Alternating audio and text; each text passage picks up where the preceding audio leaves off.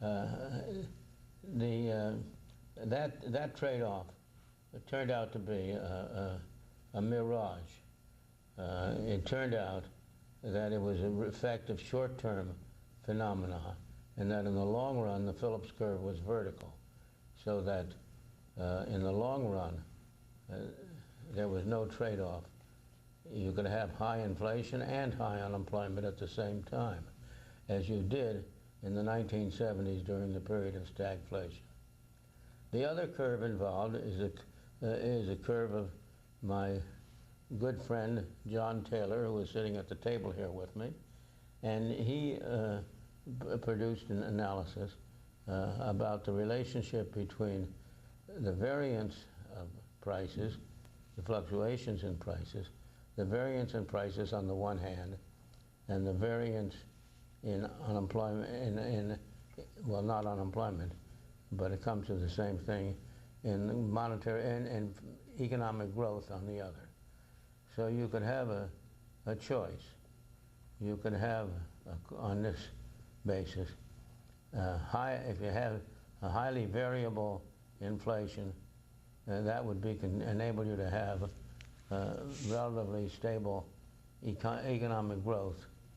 So you would have a trade-off to choose. You can have either instability in the economy with relatively low and steady inflation, or you could have instability in inflation with rather low and steady economy. That is a theoretical analysis of it.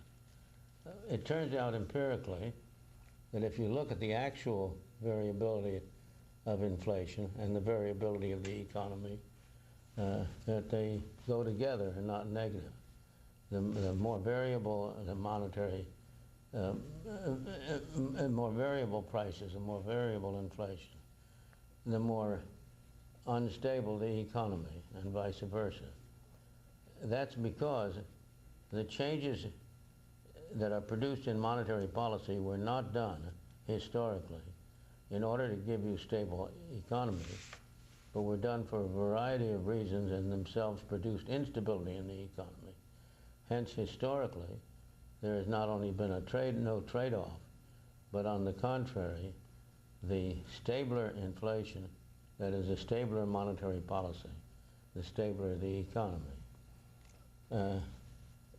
As a result, I argued that the kind of trade-off talked about was wholly different in the two cases. In the case of the Phillips curve, the trade-off was an empirical phenomenon based on empirically observed data.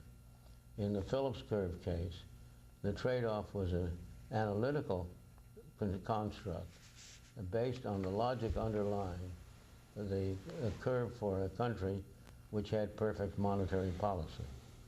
And that's the main point of my paper, is simply to stress the difference between the two kinds of trade-offs. And I think I've said everything that's necessary for a discussion. I'll quit right there. Okay, well, I should make a few remarks, Robert?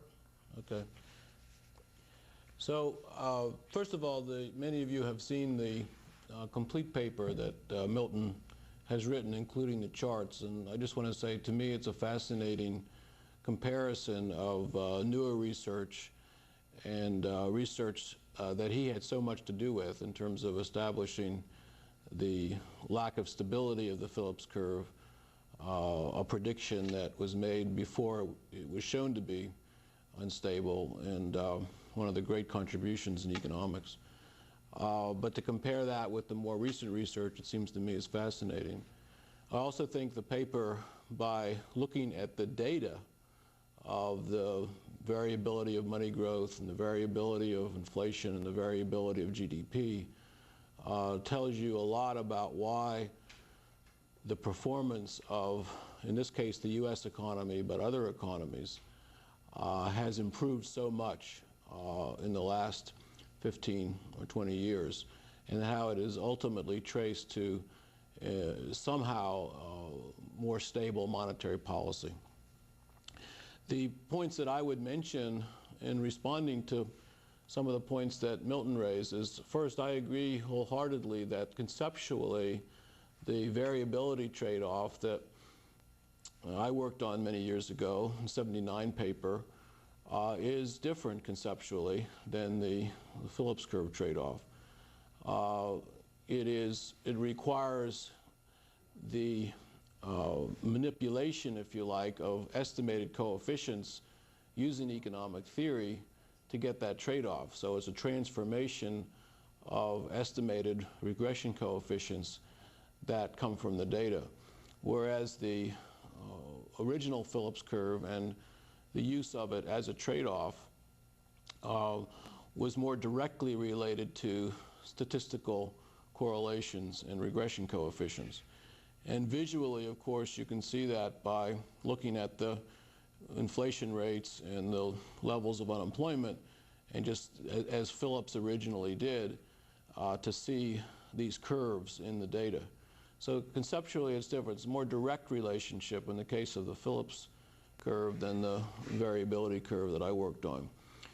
It seems to me, in some sense, though, this has some advantages to it because it's really using the theory, in my case, to derive a trade-off, and therefore, hopefully, a more stable trade-off than in the case the way the Phillips curve was originally used. And in fact, I think it has proved more stable and has remained as a good framework for evaluating monetary policy.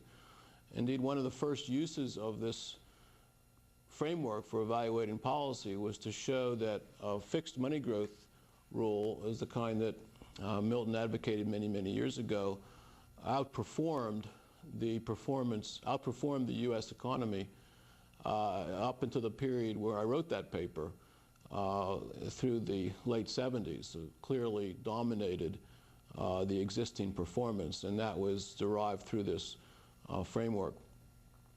One of the worries that Milton raises in his paper is that because the variability trade-off depends so much on the theory and on the model, that it's going to largely depend on which model you use.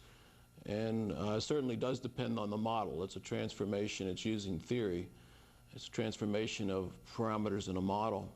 However, it seems to me that other people who have tried to derive this trade-off with frameworks somewhat different than the one I did come up with similar kinds of calculations. So I view it as always in economics, of course, you have to make approximations, but it seems to me that's approximation that has been fairly accurate. Probably the most important comment I have has to do with the trade-off that I focused on having to be a frontier, like a production possibility frontier, if you like, whereas the original Phillips curve trade-off didn't have that same concept. So there would be no reason to think of policy yielding results always on, or even near for that matter, a trade-off curve, because all the points to the right, in my case, and above are possible to happen. I consider them inefficient. And so you could imagine over time, or comparing different countries, that you'd see a pattern which was positively sloped, as Milton has pointed out, rather than negatively sloped, as in the trade-off curve. And so indeed, as people have observed the important improvement in policy, in performance, it's interpreted as movements from inefficient sets to more efficient, that is closer to the frontier, and therefore you have not a contradiction of the theory, but in some sense it's neither a contradiction nor confirmation, I should say. It's something that's consistent. The observations are consistent with the theory as interpreted. So those would be my main points. I think this approach has proved to be an improvement over the original Phillips curve, and are, more generally speaking, the way of evaluating policy. It is obviously not something that's going to last forever, but since I did this amazingly 6 years ago, the fact that it's still working is not so bad. So thank you. Well, I'm not sure whether it's still working, John. If we look at the evidence, we find a positive relation between the variability of inflation and the variability of output. And that's because the one function that the central banks have is to keep price levels relatively stable. And from my point of view, there's no trade-off in the sense that there's only one real function for the Federal Reserve and for central banks in general, and that's to have stable prices. And there are other forces that are affecting the economy. There are other things that will make the economy go up or down, which monetary policy can have nothing to do with. What monetary policy can do is to keep prices stable. And there's only, you can only have one major objective. You can't have more than one. You convert a so-called dual objective into one objective by giving weights to them. So you're 60% inflation, 40% output. So the point I would make, by comparison, was that I do not want policy to try to follow the Taylor curve. I want policy to follow the rule that price level stability. I say the rule, the objective of price level stability. I think there's a temptation, if you think about a trade-off curve like this, to go in the direction of fine-tuning and trying to move away from the goal of controlling inflation or price stability. But on the other hand, I think it reminds you that and central bankers, if there's too much of a focus on a single inflation number with too narrow a band, that the instrument of policy might actually move around too much to achieve that goal. So in one way to interpret the trade-off curve in the sense of when policy is on it, as distinct from moving towards it, is that it's a reminder to policymakers to have a, if you like, a range if they're targeting inflation, so 1 to 2, 1 to 3%, or if they're not numerically targeting it, not to focus on something that keeps the inflation rate, say, on a month-to-month basis at a certain level.